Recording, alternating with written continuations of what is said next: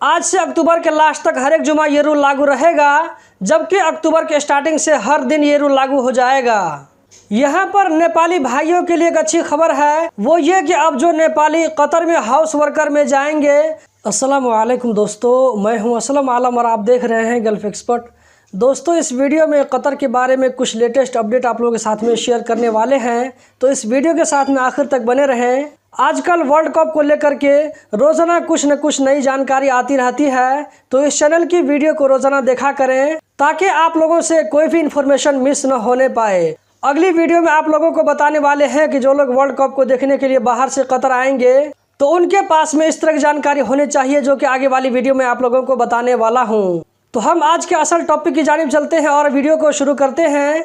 आज का जो पहला अपडेट है, कतर में बलदिया की तरफ से डिफरेंट प्लेस पर छापे मारे गए हैं फूड से रिलेटेड कंपनियों में, जिनमें से 10 कंपनियों को बंद कर दिया गया है। और इस इंस्पेक्शन टूर में इन कंपनियों से खाने पीने के सामान से 214 सैंपल लिए गए हैं और इसको लेबोरेटरी भेजा गया है ये देखने के लिए कि इस सामान का असल में एक्सपायरी डेट क्या है और ये यूज़ के काबिल है या नहीं है, क्योंकि कई बार ऐसा देखा गया है कि कुछ कंपनी वाले अपने इस एक्सपायर होने वाले सामान में नया स्टिकर लगा करके नया डेट डाल करके फिर इसको मार्केट में सेल करते हैं। तो इस तरह के वाकयात से बचने के लिए ऐसा किया जा रहा है। बलदिया की तरफ से एक बहुत ही अच्छा स्टेप है।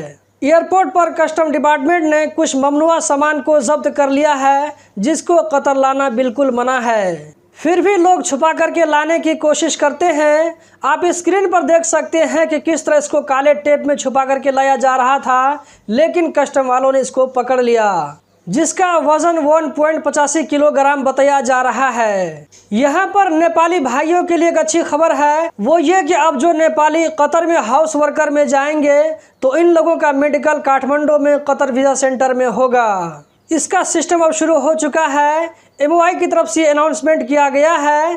कतर वीज़ा सेंटर में जाने के बाद में उनका जो कफिल के साथ में एग्रीमेंट बनेगा, उसमें वर्कर को साइन करना पड़ता है। आप लोगों को बताता चलूँ कि नेपाल से कतर में हाउस वर्कर में जाने के लिए बहुत मुश्किल था, लेकिन नेपाल सरकार और कतर सरकार की सहमति से अब फिर से हाउस वर्कर के वीज़ा को स्टार्ट कर दिया गया है। इससे बहुत सारे लोगों को बहुत आसानी होगी, चाहे वो फीमेल हो या मेल हो। आप लोगों की जानकारी के लिए बता दूं कि जो लोग कतर में मजरा में काम करते हैं, यानी खेती बाड़ी काम करते हैं, इसी तरह इस्बा में काम करते हैं, जैसे ऊँट बकरी चराने काम करते हैं, इसी तरह समंदर में मछली पकड़ने काम करते हैं, तो ये लोग भी हाउस वर्कर के ही कैटेगरी में शामिल होते हैं। तो अभी सारे कैटेगरी में लोग जा सकते हैं। दोस्तों, आज जुमा 30 सितंबर 2022 है और कतर में गाड़ियों के बारे में आज से एक नया रूल लागू होने वाला है और ये सब वर्ल्ड कप को देखते हुए ऐसा किया जा रहा है।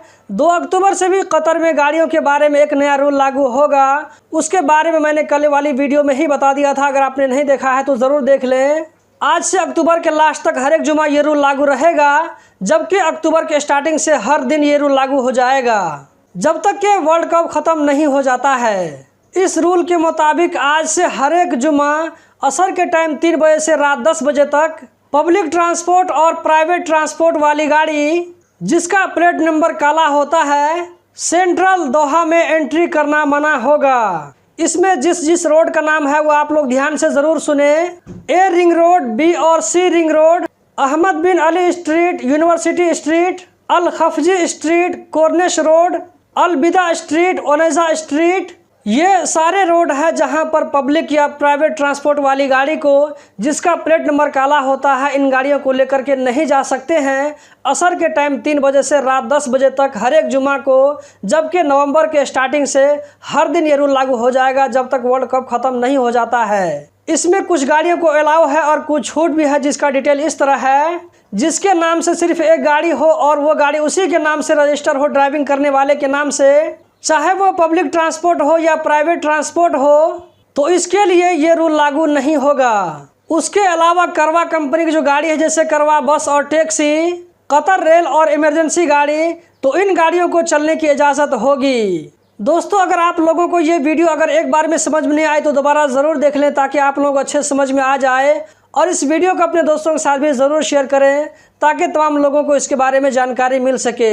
इस वीडियो को देखने का बहुत बहुत शुक्रिया। वीडियो को लाइक और शेयर करना मत भूलें।